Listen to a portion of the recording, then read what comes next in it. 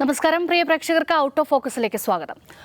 Reporters collective കൊണ്ടുവന്ന ഒരു വാർത്തയിൽ നിന്ന് തന്നെ നമുക്ക് തുടങ്ങാം. റിപ്പോർട്ടേഴ്സ് കളക്റ്റീവ് അന്വേഷണാത്മക മാധ്യമപ്രവർത്തകരുടെ ഒരു കൂട്ടായ്മയാണ്. അപ്പോൾ വളരെ ഗുരുതര സ്വഭാവത്തിലുള്ള ഒരു വാർത്തയാണ് ഇന്ന് അവർ പുറത്തു കൊണ്ടുവന്നത്.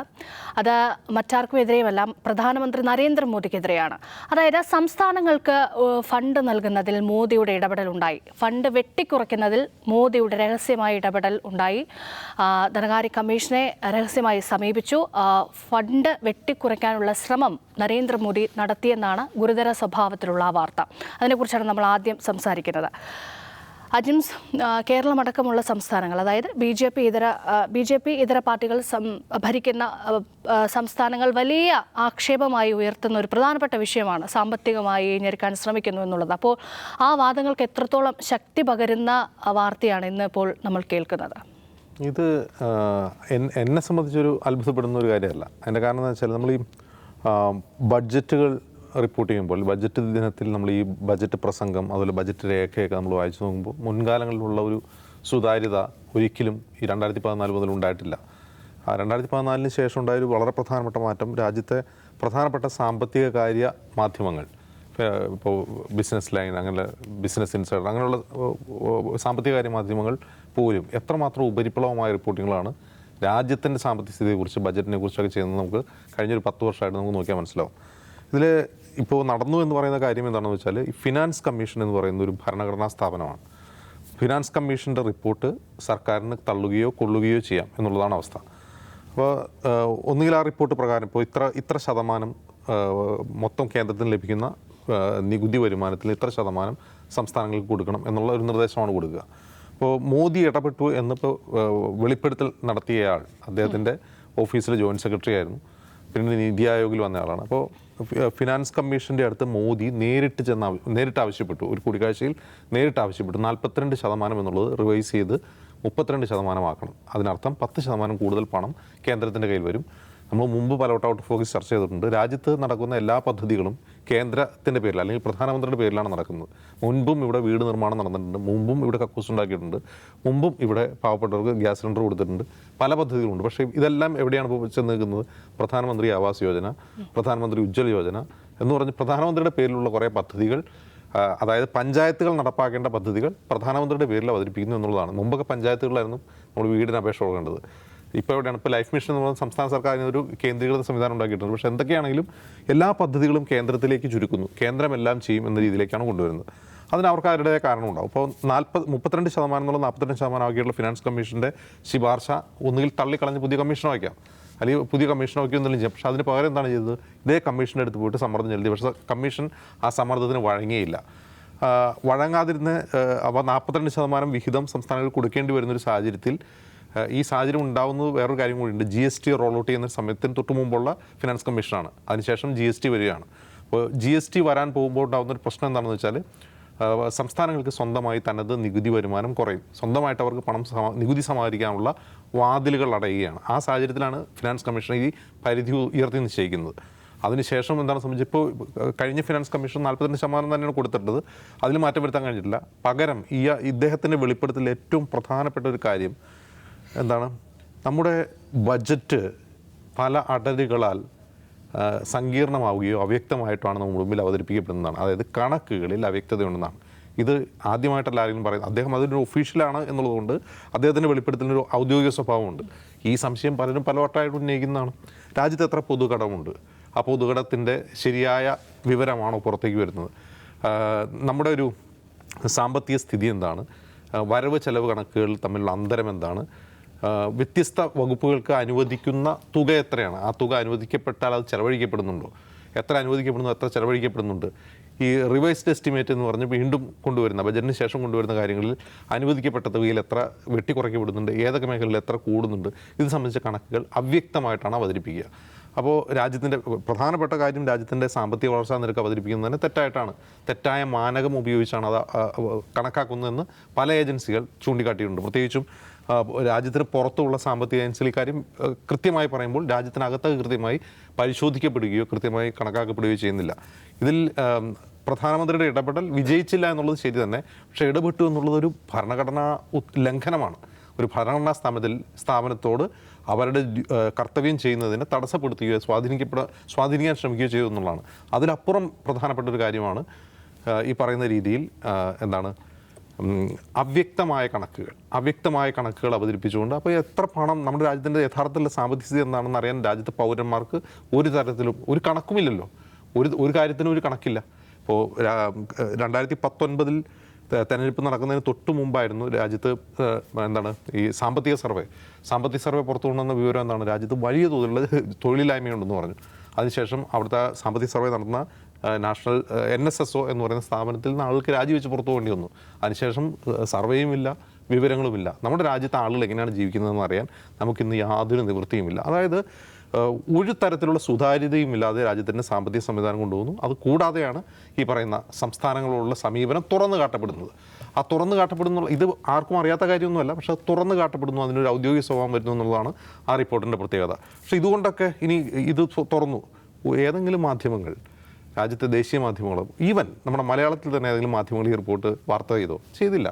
എന്തുകൊണ്ട് ചെയ്യാത്തത്? അത് ഒരു വശത്ത് സർക്കാർ ജനാധിപത്യ വിരുദ്ധമായി, ഭരണഘടനാ വിരുദ്ധമായി പെരുമാറുന്നു.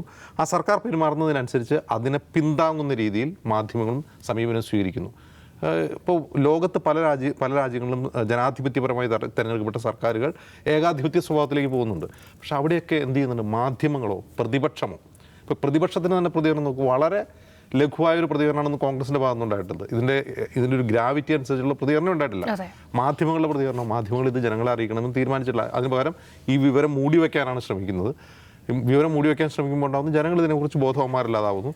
ഇതൊക്കെ വീണ്ടും ഈ പരിപാടി തുടരാൻ കേന്ദ്ര സർക്കാരിന് സഹായകരമാകുന്നു എന്നേ പറയാം. യെസ്, അജ്മൂസ് പറഞ്ഞ വളരെ പ്രധാനപ്പെട്ട ഒരു കാര്യമാണ്. ഇതിൻ്റെ ഗ്രാവിറ്റി എന്താണെന്ന് ആളുകൾക്ക് മനസ്സിലാകുന്നതിൽ മാധ്യമങ്ങൾ വഹിക്കുന്ന പങ്കാണ്. പക്ഷേ ആ മാധ്യമങ്ങൾ ഇന്ന് മിണ്ടാതിരിക്കുകയാണ്. ഇതിൻ്റെ ഒരു ഗുരുതര സ്വഭാവം എന്താണെന്ന് ഉൾക്കൊള്ളാതിരിക്കുകയും അത് ആളുകളെ അറിയിക്കാതിരിക്കുന്നതും എത്രത്തോളം അപകടമാണ്. ഇപ്പോൾ ഈ റിപ്പോർട്ട് അല്ലെങ്കിൽ ഈ സുബ്രഹ്മണ്യ സ്വാമിയുടെ വെളിപ്പെടുത്തൽ ഒരു 5-10 വർഷം മുമ്പാണ് വരുന്നതെങ്കിൽ ഇന്നത്തെ സാഹചര്യമാണോ ഉണ്ടാവുക?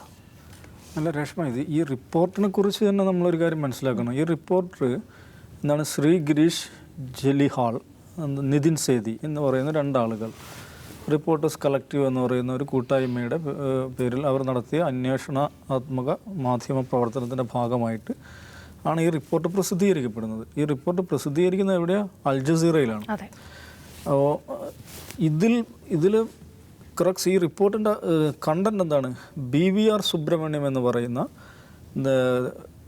PMOയിലെ ജോയിൻറ്റ് ഡയറക്ടറായിരുന്ന ഒരു കക്ഷി. അദ്ദേഹം ഇപ്പം നീതി ആയോഗിൻ്റെ CEO ആണ്. അദ്ദേഹം കഴിഞ്ഞ വർഷം നടത്തിയ ഒരു പ്രഭാഷണത്തെക്കുറിച്ചാണ് റിപ്പോർട്ട്. കഴിഞ്ഞ വർഷം നടത്തിയ, ഒരു വർഷമായി ഈ പ്രഭാഷണം യൂട്യൂബിലുണ്ട്. Centre for social and economic progress എന്ന് പറയുന്ന ഒരു തിങ്ക് ടാങ്ക്, അവരുടെ ഒരു കോൺഫറൻസിൽ ഇദ്ദേഹം ഒരു പ്രഭാഷണം നടത്തുന്നു. ആ പ്രഭാഷണം ഈ CSEPയുടെ centre for social and economic പ്രോഗ്രസിൻ്റെ പേജ്, അവരുടെ യൂട്യൂബ് ഹാൻഡിൽ ഒരു വർഷമായിട്ടുണ്ട്. അപ്പോൾ ഇവർ ഈ റിപ്പോർട്ട് തയ്യാറാക്കണം, അൽ ജസീറയിലേക്കുള്ള ഈ റിപ്പോർട്ട് തയ്യാറാക്കാൻ വേണ്ടി ഇവർ ഫിനാൻസ് മിനിസ്ട്രിയിലേക്ക്, PMO ഓഫീസിലേക്ക്, നീതി ആയോഗിലേക്കൊക്കെ ഇവർ കത്തയക്കുന്നുണ്ട്. ആ കത്ത് പോയതിന് ശേഷം യൂട്യൂബിൽ ഈ പ്രസംഗം അപ്രത്യക്ഷമായി. അപ്പോൾ ഇതാണ് ഈ വാർത്ത, ഇതാണ് ഇദ്ദേഹം നടത്തിയ പ്രഭാഷണമാണ്. ഈ പ്രഭാഷണത്തിൽ ഇദ്ദേഹം പറയുന്ന കാര്യങ്ങളാണ് ഈ റിപ്പോർട്ടിൻ്റെ ഉള്ളടക്കം. പക്ഷേ ആ പറയുന്ന കാര്യങ്ങൾ അപ്പടി എടുത്ത് കൊടുക്കുകയല്ല അവർ ചെയ്തിരിക്കുന്നത്. അതിനെ മറ്റ് പലതുമായിട്ട് കൊറാബറേറ്റ് ചെയ്യുന്നു, ക്രോസ് ചെക്ക് ചെയ്യുന്നു. അങ്ങനെ അതിൻ്റെ ഒതൻറ്റിസിറ്റി, ആ പറഞ്ഞ കാര്യങ്ങളുടെ ഒതൻറ്റിസിറ്റി ചെക്ക് ചെയ്ത ശേഷമാണ് ഈ റിപ്പോർട്ട് വരുന്നത്. അപ്പോൾ അതിൽ പറഞ്ഞ കാര്യങ്ങളാണ് ഇപ്പോൾ അജിംസ് പറഞ്ഞത്. ഏറ്റവും പ്രധാനം ഇത് തന്നെയാണ്. 42% കേന്ദ്ര നികുതിയുടെ 42%, കേന്ദ്രത്തിന് നികുതി വരുമാനത്തിന് 42% സംസ്ഥാനങ്ങൾക്ക് കൊടുക്കുകയാണ് ഫിനാൻസ് കമ്മീഷൻ്റെ ശുപാർശ. അതൊന്ന് അഡ്ജസ്റ്റ് ആക്കണം എന്ന് പറഞ്ഞു. അപ്പോൾ അഡ്ജസ്റ്റ് ആക്കണമെന്ന് 32% ആക്കിയിട്ട് കുറക്കണം എന്ന് ആരാ പറയുന്നത്? മോഡി നേരിട്ട് പോയിട്ട് സംസാരിക്കുകയാണ്, രാജ്യത്തിൻ്റെ പ്രധാനമന്ത്രി. അപ്പോൾ അന്ന് ഫിനാൻസ് കമ്മീഷൻ അധ്യക്ഷൻ YV റെഡ്ഡി മികച്ച എക്കണോമിസ്റ്റാണ് ഇന്ത്യയിൽ. അദ്ദേഹം ഒരു നിലക്കും വഴങ്ങിയില്ല. അദ്ദേഹം അവസാനം ഈ BVR സുബ്രഹ്മണ്യത്തോട് പറയുന്നുണ്ട്, അപ്പാ tell your boss there is no choice എന്ന് പറയാൻ പറഞ്ഞു. അങ്ങനെ നടന്നില്ല. രസം അതല്ല, ഇത് നടന്നില്ല നടക്കൂല എന്ന് ഉറപ്പായപ്പോൾ സംഭവിച്ചത് എന്താ അറിയോ? ഇവർ ബജറ്റ് പ്രിപ്പയർ ചെയ്തിരിക്കുന്നത് ഈ 32% കൊടുത്താൽ മതി എന്ന കാൽക്കുലേഷനിലാണ്. എന്താ കാര്യം? തലൈവർ തീരുമാനിച്ചിട്ടുണ്ട് ഫിനാൻസ് കമ്മീഷൻ എന്തോ പറഞ്ഞോട്ടെ, തലൈവർ എന്ത് തീരുമാനിച്ചിട്ടുണ്ട്? 32% കൊടുക്കത്തുള്ളൂ. അപ്പോൾ അതിനനുസരിച്ചാണ് ബജറ്റ് പ്രിപ്പയർ ചെയ്തിരിക്കുന്നത്. പക്ഷേ വൈ വി റെഡി കട്ട, നോ എക്സ്ക്യൂസ്, വിടില്ല, 42% കൊടുത്തിരിക്കണം. രക്ഷയില്ല. കാരണം ഇത് വളരെ പ്രധാനപ്പെട്ട ഒരു ഭരണഘടനാ സ്ഥാപനമാണ്. അവരുടെ റെക്കമെൻഡേഷൻ പറഞ്ഞ മാതിരി അതിൽ അമെൻമെൻറ്റ് വരുത്താൻ പറ്റില്ല. നിങ്ങൾക്ക് വേണം പോയി പണി അത് ഒഴിവാക്കാം. അപ്പോൾ എന്താ സംഭവിച്ചത്? ഈ 32% വെച്ചിട്ടുള്ള ബജറ്റ് ഇവർ ഓഫീസർമാരൊക്കെ കൂടി 2 ദിവസം കൊണ്ട് മാറ്റിപ്പണിതു. ഒന്ന് ആലോചിച്ച് നോക്ക് രക്ഷണം, ഒരു യൂണിയൻ ബജറ്റ് എന്ന് പറഞ്ഞാൽ എന്താണ്?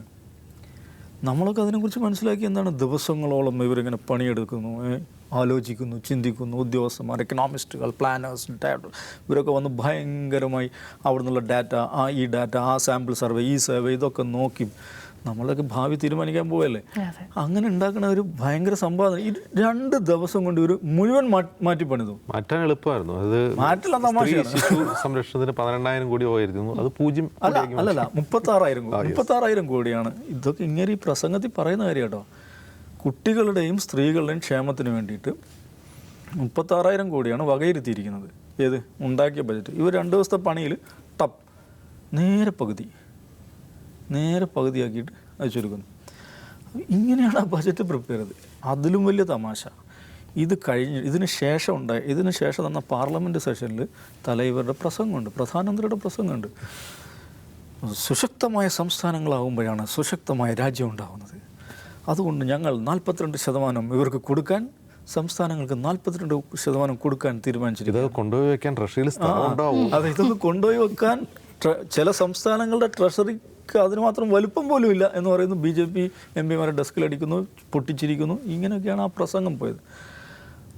അപ്പോൾ എന്താ സംബന്ധിച്ചാൽ സംസ്ഥാനങ്ങളുടെ കയ്യിൽ കാശുണ്ടാകരുത് എന്നുള്ളതാണ് അടിസ്ഥാനം.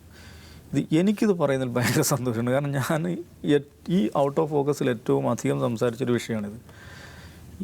ഇത് GST നടപ്പിലാക്കപ്പെട്ടത് മുതൽ, അല്ലെങ്കിൽ 2014 മുതൽ കേന്ദ്ര സർക്കാർ കോൺസെൻട്രേറ്റഡ് ആയിട്ട് ഏകാഗ്രതയോടെ നടപ്പിലാക്കുന്ന ഏറ്റവും വലിയ പദ്ധതി ഇതാണ്. സംസ്ഥാനങ്ങളെ പാപ്പരാക്കുക, സംസ്ഥാനങ്ങൾ ഇല്ലാതാക്കുക, അവർ വെറും ഗ്രാമപഞ്ചായത്തുകളാക്കി മാറ്റുക എന്നുള്ളതാണ്. അതിനുവേണ്ടി ഭരണഘടനാ ബാഹ്യമായ ഒരു ഇടപെടൽ മോഡി നടത്തിയെന്ന് അദ്ദേഹത്തിൻ്റെ തന്നെ ഒരു കൊളീഗ് വെളിപ്പെടുത്തുന്നതാണ് റിപ്പോർട്ട്. ഇനി വേറൊരു കാര്യം പറയാം. ഇപ്പോൾ ഈ ഡൈവേർഷൻ 42%, 32% അത് അംഗീകരിക്കേണ്ടി വന്നല്ലോ. പക്ഷെ ആൾ വിട്ടിട്ടില്ല കേട്ടോ. ഇതിനെ മറികടക്കാനുള്ള പരിപാടി എന്താ പറയുക, ഈ സെസ്സും സർചാർജും ഇങ്ങനെ ഓരോന്നിനും ഇട്ടുകൊണ്ടിരിക്കുക.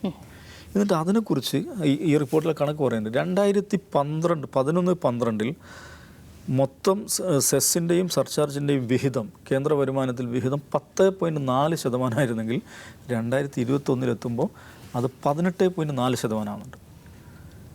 എന്താണ് ഈ സെസ്സും സർചാർജും ഏർപ്പെടുന്ന കാര്യം അറിയോ? അതിൽ സ്റ്റേറ്റ് ഒന്നും കൊടുക്കണ്ട. അത് ടാക്സ് അല്ല, ടാക്സിനാണ് ഈ സ്റ്റേറ്റിൻ്റെ വിഹിതം പോകുന്നത്. ഇത് കേന്ദ്രത്തിന് സ്വന്തം കയ്യിൽ വെക്കാം. ഇതൊക്കെ ഈ പരിപാടി നടപ്പിലാക്കുന്ന ആളാരാണ് മനസ്സിലാക്കുന്നത്?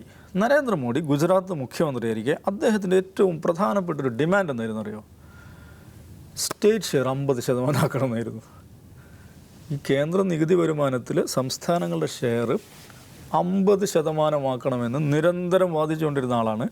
പ്രധാനമന്ത്രിയായപ്പോൾ ഫിനാൻസ് കമ്മീഷൻ സജസ്റ്റ് ചെയ്ത 42% വെട്ടി 32% ആക്കണമെന്ന് പറഞ്ഞത്.